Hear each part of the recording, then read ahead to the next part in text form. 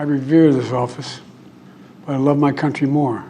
President Joe Biden delivering one of his most consequential speeches of his presidency from behind the resolute desk. As his family looked on, Biden announced that it was time to pass the torch. There is a time and a place for long years of experience in public life. There's also a time and a place for new voices, fresh voices, yes, younger voices. And that time and place is now.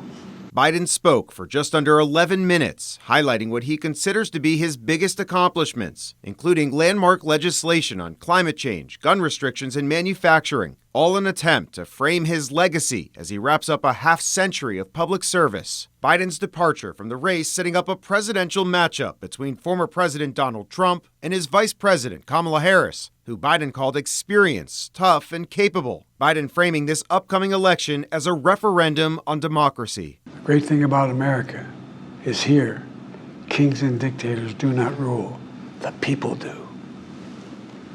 History is in your hands. The power is in your hands.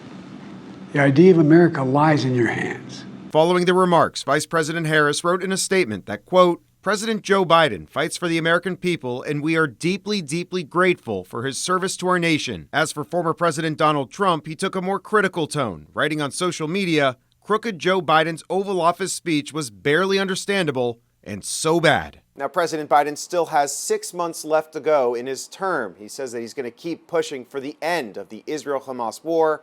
And back here domestically, he says he's going to propose a number of big legislative goals, including Supreme Court reform.